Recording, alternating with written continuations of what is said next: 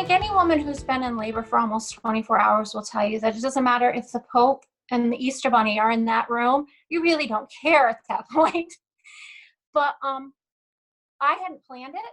I had planned my mother and my husband were going to be in the room, but then as people came in and were just, saying hello and making sure that I was okay, it ended up my mother, my grandmother, my mother-in-law, and my Aunt Gail were all there when she was born.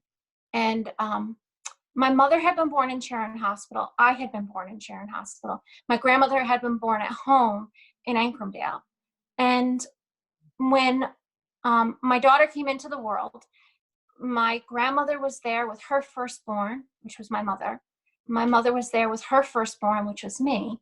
And then I had my daughter, and the midwife delivering my daughter and the doctor said that they believed that it was the first time that had happened in Sharon Hospital. Looking back on it, I wasn't aware of it at the time. Looking back on it, I think to myself, I brought this child into this world with these 4 amazing women by my side. And I hope that it instilled in her a little piece of each of them. I don't have to make an appointment to go see my family. They're right there. As a child, I would just hop on my bike and go up to my grandmother's house or down to my aunt's house. And it was always open door policy. So some people it probably could be suffocating. But for us, it isn't. I think we've all been together for so long and we've all been in the same place for so long that, we take it as a blessing to be able to be together.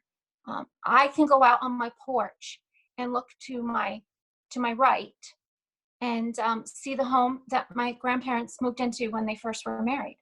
And I can look across my road and the house is now gone. The Habitat house is now there, but the house that stood there before my grandmother grew up in. So I can see the lawn that she played on as a child.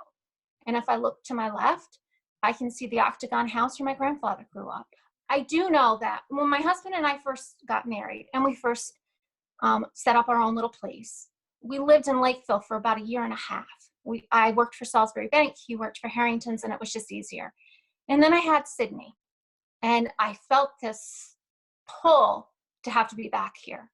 I really can't explain it. And so we did. We moved back into a small place, and then things just progressed. And within 1 year, I was here at the town hall serving as the town clerk. I don't think, looking back, I would have ever thought that this is what I would have done. I was going to college. I wanted to either be a journalist, or I had actually thought about going to seminary and being a minister. My daughter was asked during her government class last year about being the child of somebody who runs for office and what's her least favorite thing. And she said, putting up and taking down road signs. We don't normally do anything special for Mother's Day. And I was thinking about it when I was talking to Grandma about this on the phone. And I said, I think it's because for us, any day can be Mother's Day. I don't have to make a special appointment to go somewhere with my mother. She's retired now. If we want to go out to have lunch, I just pick her up and we go. If we want to see Grandma, we just stop down to the house and we go. So for us, Mother's Day is whenever we want it to be Mother's Day.